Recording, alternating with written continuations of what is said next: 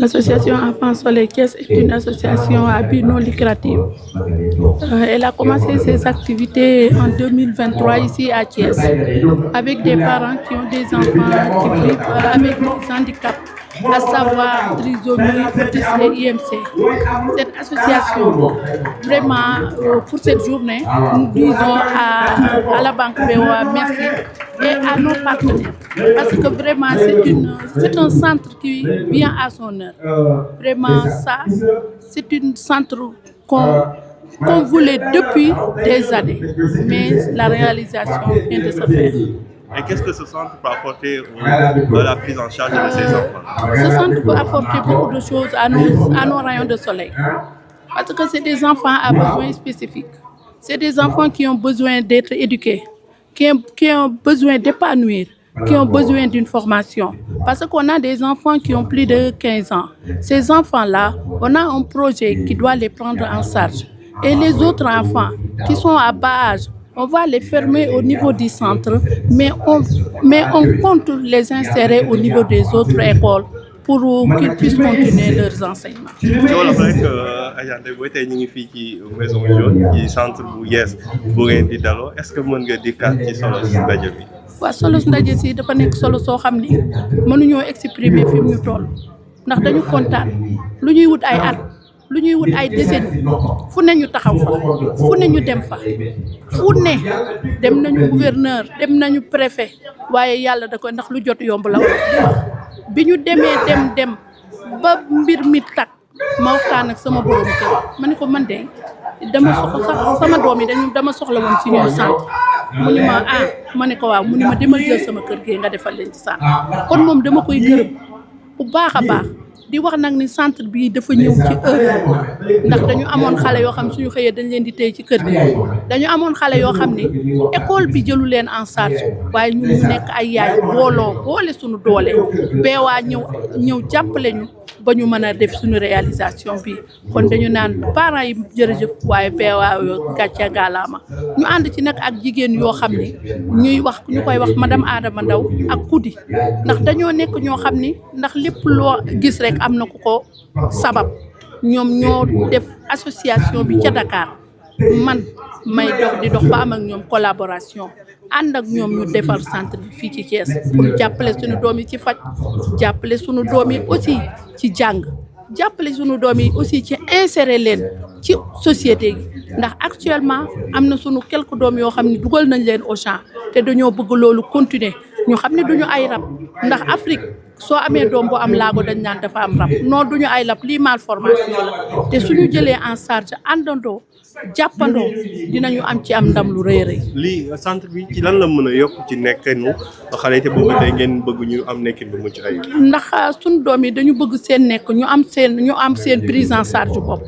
mën a am indépendance ndax xale lañu yoo xam soo leen accompagner dinañu mën a am seen indépendance bopp di demal seen bopp di defal seen bopp ndax Mariama mi wax léegi exemple la ci ndax moo yor UNIFOOD benn restaurant la yor te nag accompagnement rek la soo accompagner rek am li nga soxla. jërëjëf. merci beaucoup maa ngi leen di gërëm yéen itam presse bi ndax lii ngeen def dafay nekk lu am solo ci ñun tasaareel ñu ko nit ñi xam ne am na centre bu fi am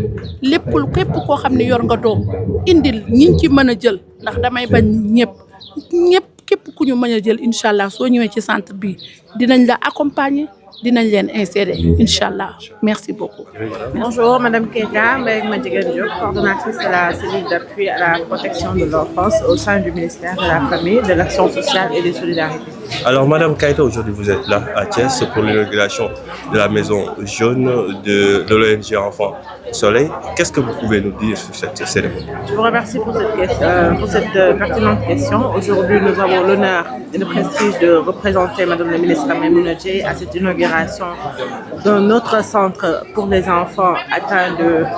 paralysie et les enfants autistes, les enfants qui ont des déficiences intellectuelles. Et dire que c'est peut-être un énième centre que l'association ou même l'ONG Enfants Soleil a inauguré aujourd'hui avec l'appui de la Fondation BOA. Et nous, en tant que structure étatique, nous sommes venus accompagner et magnifier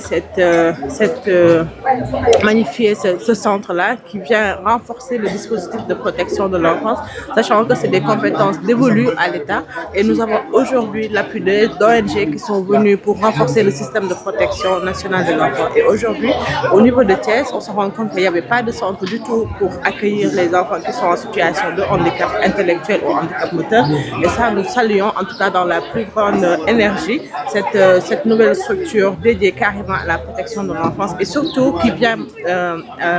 mettre en place l'inclusivité, c'est-à-dire qu'il y aura des enfants normaux, mais il y aura également des enfants déficients mentaux, et pour dire que ça permet de respecter les droits fondamentaux de ces enfants-là. Et quelles sont les politiques ou bien les stratégies élaborées au niveau de votre structure pour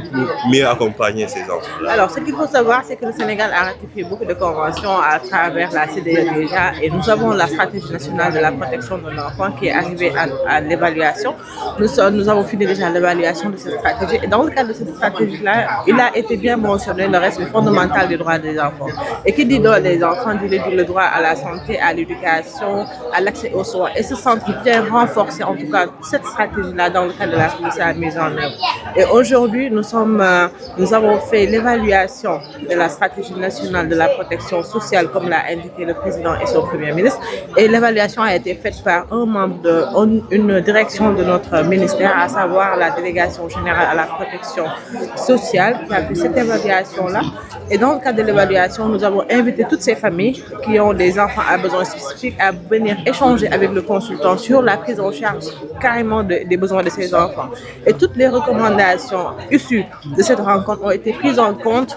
dans cette nouvelle stratégie qui sera présentée dans les jours à venir au grand public. Et ça, c'est une avance significative que nous avons notée. Et nous avons également la politique de l'éducation inclusive. Pourquoi je parle de tout ça? Parce que la protection de l'enfance est transversale et ça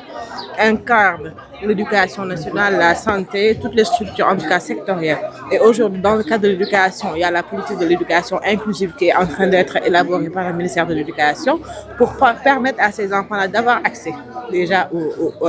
à l'éducation, la protection sociale pour venir appuyer ces enfants dans le cadre de la santé, dans le cadre des médicaments, parce que nous nous sommes rendus compte que beaucoup de ces enfants-là, les charges étaient très coûteuses. Et il n'y avait pas de programme spécifique pouvant leur permettre de bénéficier des soins, et surtout dans les soins dans les zones les plus reculées. Et la révision de la stratégie nationale de protection sociale corrige ces impairs, c'est-à-dire aujourd'hui, tout ce qui est planification, budgétisation, prise en charge de ces enfants-là dans le cadre sanitaire et éducatif seront intégrés dans le cadre de la loi sur la protection sociale. ci wolof rek buñ ko mënee tënk tey yaa teewal ministère ñëw di ñuy daloo béréb bu yees bi jëmale ko ci xale yi nga xam ni nañu di ñu am ay besoins spécifiques. tey lan mooy kàddu yi nga xam ni mën nga ñu ko dégg. kàddu sant ak ngërëm jagleel ko li nga xamante ne mooy association Enfant Soleil di ONG autant pour moi di ONG boo xamante ne bu am solo la ci dispositif de protection de l'enfance, parce que fépp fi nga xamante ne état egg fa ñoom tey seen taxawaay seen engagement egg na fa, parce que tey soo xoolee Sénégal amuñu ay centres yu bëri yuy accueillir ay xale yoo xamante ne dañoo am handicap, et à travers ñoom tey Thiès am na centre boo xamante ne day accueillir des enfants à besoins spéciaux, di leen accueillir ci wàllum jàng, ci wàllum santé, ci wàllum même massage pour vraiment tout ce qui est aspect sanitaire. Donc ñun loolu état dañ koy rafetlu ndax dañuy wax ne ñoom dañuy ñëw renforcer li nga xamante ne état teg na ko, parce que état am na stratégie nationale de protection sociale bi nga xamante ni mooy jël en charge lépp luy àq ak yelleefu xale bi, maanaam xale bi nekk dafa vulnérable naka la ñuy def ba accompagner ko bu su waree faju mu faju, bu waree jàngi mu jàngi, bu amulee doole mu mën a am